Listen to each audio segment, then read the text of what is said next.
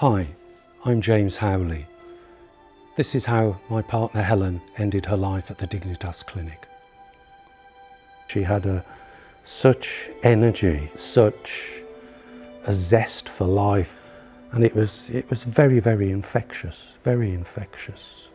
Nearly 33 years,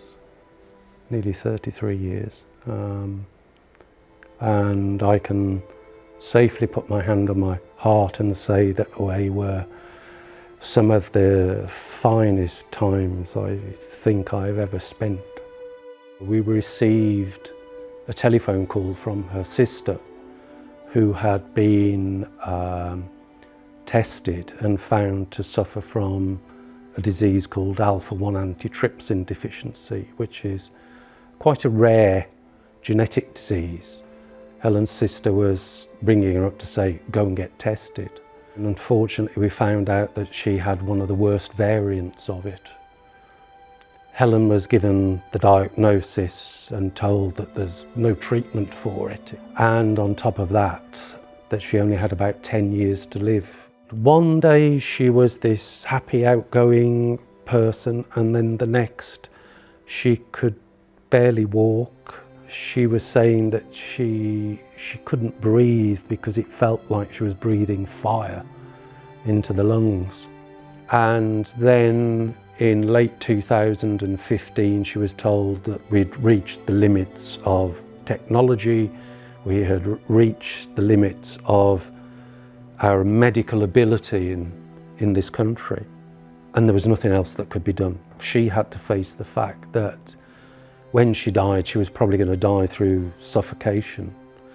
And she was petrified of that more than anything. So she contacted Dignitas.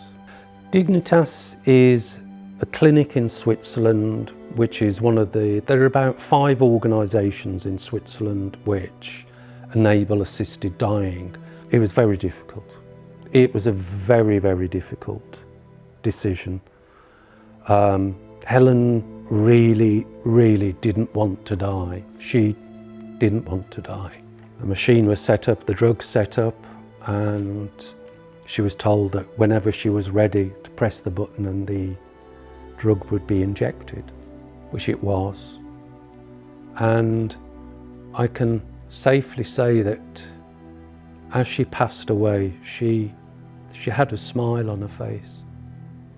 She'd struggled enough.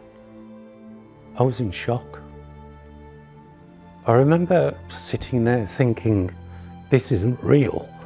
And it was only that evening when I got back to the hotel room that it really hit. The next moment was the drive home, and I remember still having this sort of state of, almost like being in a state of unreality. And I felt, if I got home, she was going to be there.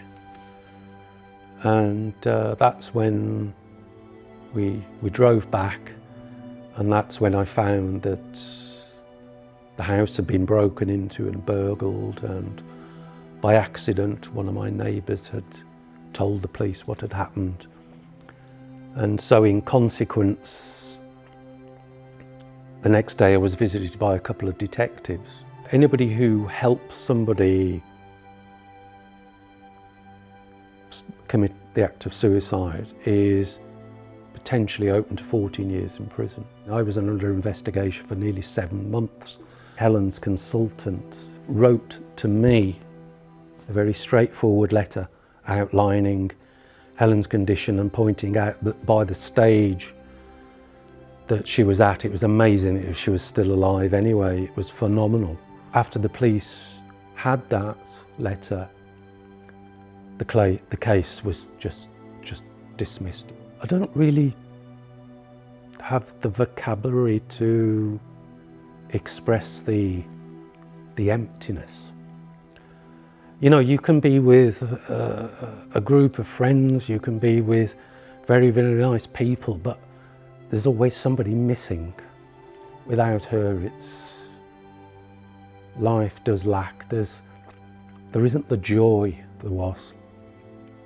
There isn't the joy. It's very empty.